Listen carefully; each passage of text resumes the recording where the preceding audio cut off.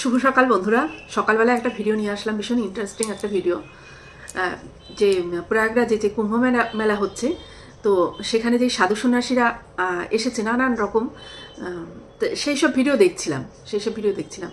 তো আমি গত জুন মাসে বেনারস গেছিলাম। তো যাই হোক, দুঃখের বিষয় আমি ওই প্রয়াগরাজ যেখানে কুম্ভ মেলা হচ্ছে সেই জায়গাটা আমার মানে দর্শন করা হয়নি। পরে আবার যদি কখনো মানে ঈশ্বর টানে, মহাদেব টানে, তো তখন যাব, দেখব, সেই জায়গাটা দর্শন করতে পারবো।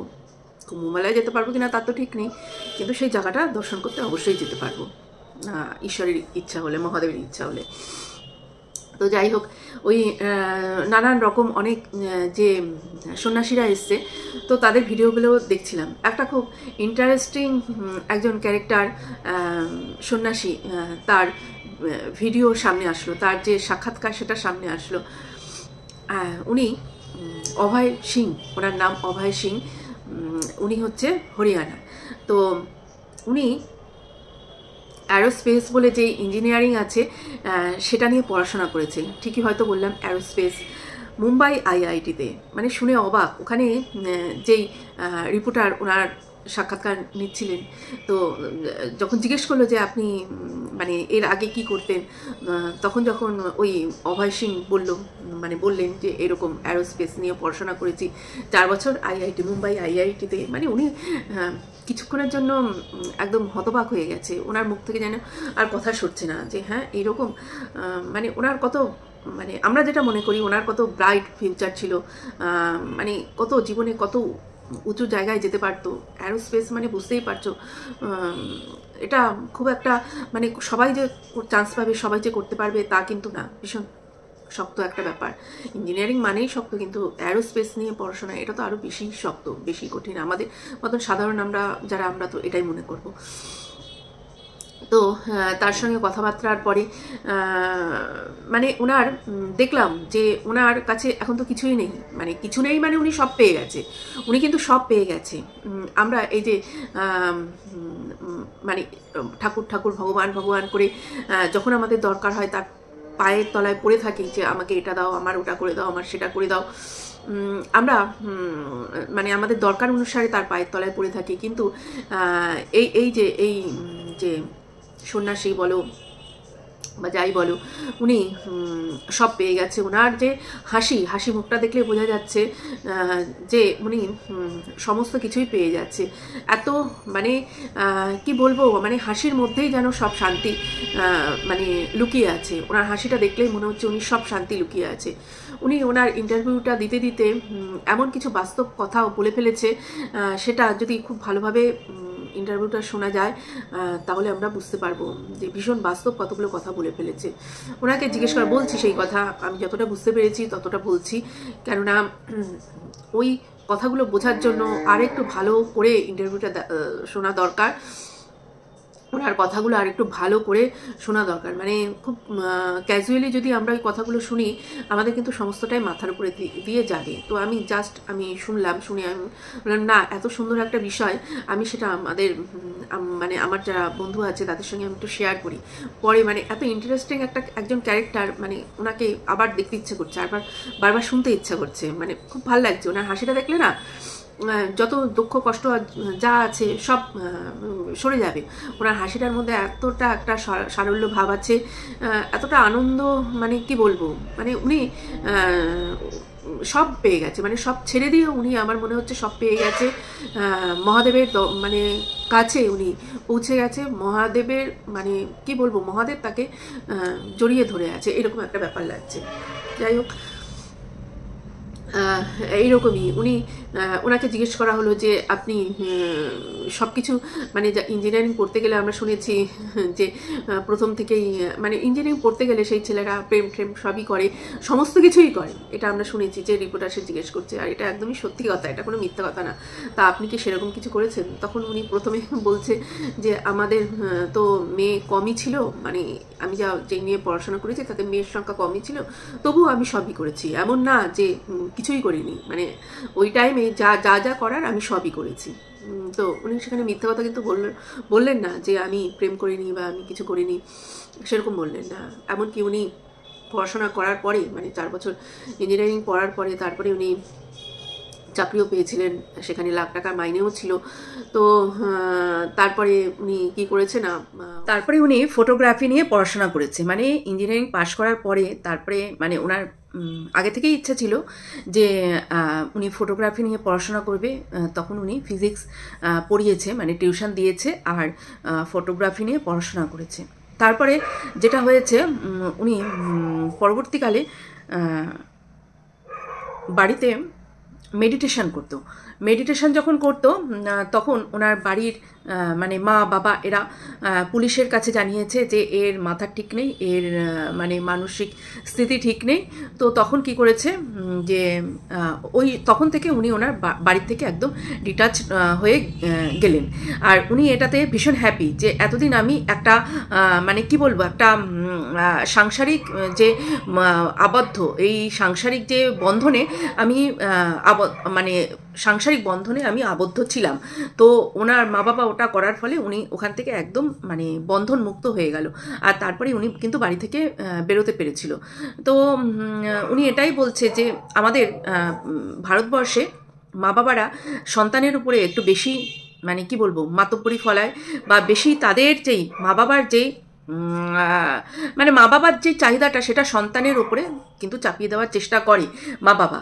এটাই উনি বলতে চেয়েছে। তা বলে এই না যে উনি কিন্তু এটা একটা বারও বলেনি যে ইঞ্জিনিয়ারিং পড়ার জন্য ওনার মা বাবা ওনাকে খুব ইয়ে করেছিল, মানে প্রেশারাইজড করেছিল, এটা কিন্তু একদম না। তো উনি বাইরে গিয়েছিল এটাই কারণে যে উনি বাইরে যেতে চেয়েছিল, তার জন্যই উনি বাইরে অনেক দূরে পড়াশোনা করতে যেতে চেয়েছিল বলেই উনি গেছে। তো এবার ওনাকে ওই রিপোর্টার জিজ্ঞেস করেছে যে আপনি যে এত পড়াশোনা করেছেন তারপরে আপনি এই যে সন্ন্যাস নিয়েছেন বা এইরকম ভাবে আপনি আছেন, কিছুই তো নেই আপনার কাছে। তো ওনার যে ওই হাসিটা দেখে মনে হচ্ছে কিছু নেই, উনি সব কিছু পেয়ে গেছে। তার জন্যই ওনার ওই যে মুখের হাসিটা বোঝা যাচ্ছে উনি সব কিছু পেয়ে গেছে। আমাদের কাছে এত কিছু থেকেও আমরা কিন্তু সেই পর্যায়ে যেতে পারিনি, আমরা সেটা পাইনি। তো তখন এই যে সন্ন্যাসী বা বৈরাগী তার বক্তব্য হলো যে আমি যেই জ্ঞান অর্জন করেছি, 4 বছর ইঞ্জিনিয়ারিং পড়াশোনা করেছি, আমি যে জ্ঞান অর্জন করেছি সেই জ্ঞানটাও কিন্তু আমি এখানেও কাজে লাগাচ্ছি। আমি যে জ্ঞান অর্জন করেছি সেটা একদম ফেলে দেওয়ার মতন সেটা না, সেটাও কিন্তু আমি এখানে কাজে লাগাচ্ছি। তো তার আগে বলিনি, উনি আবার আরেকটা ওনার ইন্টারভিউ দেখছিলাম, আমি বললাম না আমার ওনার ইন্টারভিউ দেখতে আমার মানে কথাগুলো শুনতে ভীষণ ভালো লাগছিল। তো সেখানে মানে এটাও শুনলাম যে উনি অনেক জায়গায় কিন্তু ট্রাভেলিংয়ের কাজ করেছে, এবং মানে উনি যে ফটোগ্রাফি নিয়ে এই সমস্ত পড়াশোনা করেছে, উনি অনেক কোম্পানিতে কাজ করেছে এবং সেই সব ফটোগ্রাফি নিয়ে উনি অনেক কাজ টাজ করেছে। তারপরে উনি আজকে এই জায়গায় এসেছে। এবার বলছে যে মানে উনি যে ওনার যে ফিজিক্স, ওনার যে সমস্ত পড়াশোনা করেছে সেই সবগুলো উনি কীভাবে কাজে লাগাচ্ছে। অনেক কিছু বললো, বোঝালো যে একটা বিন্দু থেকে শুরু করে বিন্দুর একটা সমান লাইন যখন টানছি সেটাই একটা থেকে দুটো হচ্ছে, সেটা যখন আবার কার্ভ আকারে দিচ্ছি সেটা মানে একটা হচ্ছে সমান্তরাল হিসেবে, আরেকটা হচ্ছে কার্ভ আকারে দুটো হচ্ছে, একটা থেকে দুটো হচ্ছে, আবার দুটো থেকে তিনটে, এইরকম বোঝালো। আবার একটা বলছে পঞ্চকোষটা বোঝালো। মানে পঞ্চকোষটা এত ইন্টারেস্টিং লাগলো আমার ব্যাপারটা, ভুলে যাব হয়তো, ওর জন্য এখানে আমি নোট করে রেখেছি। তোমরা যাবে শুনবে, তোমরা মানে শুনতেই থাকবে, ভীষণ ভালো লাগবে। পঞ্চকোষ মানে উনি ওনাকে এঁকেছে, মানে মাঝখানে একটা মানুষের মতন এঁকেছে, মানুষের মতন অবয়ব, তার চারিপাশ থেকে এরকম করে মানে 5টা এরকম, মানে বুঝতে পারছো এরকম 5টা এরকম অবয়ব এঁকেছে। যদি পারি আমি পাশে এরকম একটা কোনো সিম্বল এঁকে দেওয়ার চেষ্টা করব যদি পারি। তো সেখানে বলেছে একদম ওপরে যে অবয়বটা আছে মানে আমাদের মানুষের যে এরকম ধরো আমার এরকম যাচ্ছে এরকম যাচ্ছে এরকম যাচ্ছে 5টা, একদম প্রথমে যেটা যাচ্ছে ওটাকে বলছে যে আনন্দময় কোষ। ওখানে উনি যা ইচ্ছা বলতে পারে, যা ইচ্ছা করতে পারে, ওনার যা ইচ্ছা সেটা করতে পারে, মানে কোনো বাধা কিচ্ছু থাকবে না, সেটা হচ্ছে আনন্দময় কোষ। তারপরের যে কোষটা হচ্ছে সেটা বিজ্ঞানময় কোষ। সেখানে উনি হচ্ছে মানে বিজ্ঞানময় কোষ, তোমরা বুঝতেই পারছো যে যখন অন্ধকার থাকে সেই অন্ধকারে আমরা কিছুই বুঝতে পারি না, কিছুই দেখতে পারি না। তো সেখানে যখন আলোটা পড়ে তখন আমরা যে বস্তুগুলো দেখতে পাই বা এই রকমই, যেটা এটাকে বলছে বিজ্ঞানময় কোষ।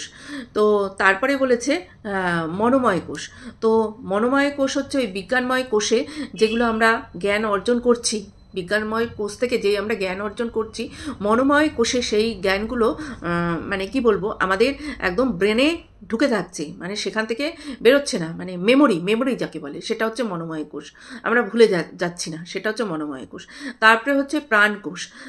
প্রাণকোষ হচ্ছে ফিজিক্যাল যে এনার্জি, সেটাকেই বলছে প্রাণকোষ। এই যে আমি হাতটা নাড়াচ্ছি, এই যে আমি কথাটা বলছি, আমাদের যে অঙ্গ প্রত্যঙ্গ যে কাজ করছে, বা আমি এখন যদি হেঁটে যাই, আমার যদি দরকার হয় আমি হেঁটে যাব, এইটা হচ্ছে প্রাণময় কোষ। তারপরে হচ্ছে অন্নময় কোষ, মানে অন্ন, আমরা যে খাবারটা খাই সেই খাবারটা থেকে হচ্ছে শুরু, মানে একদম ভেতরের যে বক্সটা, উনি বলছে ভেতরের যে বক্সটা, সেটা হচ্ছে অন্নময় কোষ। তারপরে হচ্ছে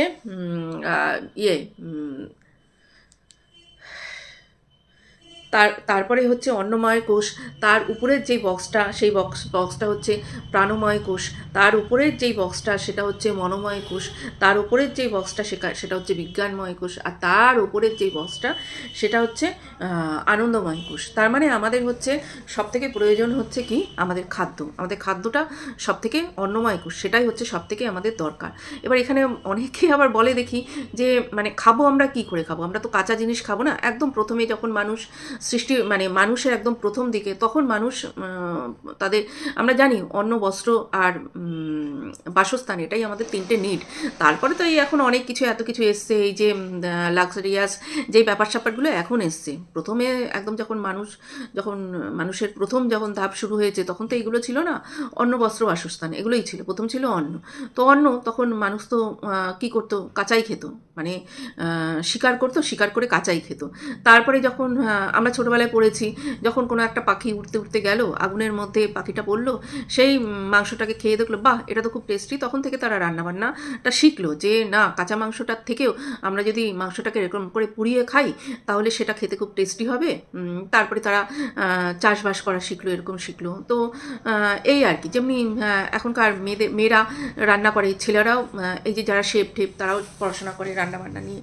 আবার অনেকে আবার মানে রান্নাটাকে খুব তুচ্ছভাবেই থাকে, যে রান্না না করলেও চলে, রান্না না শিখলেও চলে। বাইরের মানে যারা টাকা ইনকাম করে, মানে যেসব বাইরের কাজ করে যারা অফিসে গিয়ে টাকা ইনকাম করে, সেই কাজ করলেই যথেষ্ট, রান্না করতে হয় না। রান্না এমন কি, ও রান্না সবাই করতে পারে, রান্না ও মানে দুচ্ছাই ব্যাপার, এরকম আর কি। তো আমি সবসময় রান্নাটাকে কোনো মনে করি না, কেননা রান্না এমন একটা জিনিস, আমরা এই যে বাইরে যাচ্ছি, বাইরে কাজ করছি, কিসের জন্য? খাওয়ার জন্যই তো, পেটটা ভরার জন্যই তো। তো সেই টাকা পয়সা আমি অনেক উপার্জন করে নিয়ে আসলাম, তারপরে যদি সেটা দিয়ে, মানে যেই বাড়িতে রান্নাটা হলো, মানে বাজার করে রান্নাটাই হলো, রান্নাটা যদি ভালো টেস্টি রান্না না হয়, তাহলে সেই আমার কী লাভ আছে? অনেকেই তো বাইরে থেকে কিনেও খায়, কিন্তু যখন ঘরের হাতের রান্না, সবাই ভালোবাসে, এক্সপেক্ট করে যে ঘরের হাতের রান্নাটা খাওয়ারই সবাই আশা রাখে, মানে সুন্দর স্বাদিষ্ট রান্না। তো অনেকে রেস্টুরেন্টে মাঝে মধ্যেই যায় খেতে, কী কারণে যায়? ওই স্বাদিষ্ট রান্নাটা খাওয়ার জন্যই তো যায়। এবার সবার টাকা থাকলেই যে রোজ তারা রেস্টুরেন্টের রান্না খাবে, তাও তো না। ঘরের রান্না কী কারণে? এক হচ্ছে স্বাস্থ্যকর, তারপরে হচ্ছে টেস্টি, নিজের লোকের হাতে রান্না, পরিষ্কার পরিচ্ছন্নভাবে রান্না। তো সেই কারণেই তো রান্না। তো রান্নাটাকে এরকম, মানে রান্না কাজটাকে এরকম তুচ্ছ তাচ্ছিল্যভাবে দেখাটা আমার মনে হয় না যে খুব বুদ্ধিমানের কাজ। তো যাই হোক, এইভাবে উনি ব্যক্ত করছিলেন ওনার কথা। মানে ওনার কথা এটাই আমি বুঝলাম, সবথেকে মেন হচ্ছে যে খাওয়া, অন্নময় কোষ মানে হচ্ছে খাওয়া দাওয়া। আমরা যদি সেটাই ঠিকঠাক করে না পাই, তাহলে আমাদের তো জীবনটাই থাকবে না। তারপরের যেই গুলো আছে, সেগুলো আমরা পূরণ করবো কী করে? আনন্দময় কোষ যেটা আছে, সেটা সেই পর্যন্ত আমরা যাবো কী করে, যদি আমরা রান্নাটাই, যদি আমরা অন্নময় কোষটাই যদি আমরা না ঠিক করে রাখতে পারি। আমরা আনন্দময় কোষ, যে আনন্দময় কোষ ওনার ক্ষেত্রে হচ্ছে হাসো, গাও, আনন্দ করো, ভালো ভালো, মানে ওনার মনে যা আসছে তাই করো, এটা ওনার কাছে, মানে এই স্বামীজির কাছে, বা এই যে বৈরাগী যে আছে ওনার কাছে। কিন্তু আমাদের মতন সাধারণ মানুষের কাছে আনন্দময় কোষ মানে হচ্ছে আমরা ফুর্তি করব, আমরা আনন্দ করব, এখানে ঘুরতে যাব, ওখানে ঘুরতে যাব, আমরা এটা কিনবো, আমরা ওটা কিনবো, আমরা সেটা কিনবো, আমরা আমাদের ব্যাংক ব্যালেন্স বাড়াবো, এটাই আমাদের সাধারণ মানুষের কাছে, এটাই। কিন্তু এইসব যারা, মানে এইসব জিনিসের ঊর্ধ্বে, মানে এই যে গাড়ি বাড়ি, ব্যাংক ব্যালেন্স, সোনা দানা, টাকা পয়সা, এইসব জিনিসের ঊর্ধ্বে এই যে বৈরাগী, এই সন্ন্যাসী যাই বলো না কেন, তাদের কাছে এইসবগুলো কিচ্ছু না। তারা ওই ওইগুলো পেয়ে মানে ঊর্ধ্বে চলে গেছে, তাদের কাছে ওই সব জিনিসগুলো তুচ্ছ তুচ্ছ। তো তারা এমন জিনিস পেয়ে গেছে, ঈশ্বরের এমন সান্নিধ্যে চলে এসছে, ওইগুলো তাদের কাছে কিছুই না, কিছুই না। তাদের কাছে আনন্দময় কোষ মানে এমন কিছু তারা পেয়ে গেছে, তাদের হাসিটা দেখলেই বোঝা যাচ্ছে, তাদের কথাটা দেখলেই বোঝা যাচ্ছে।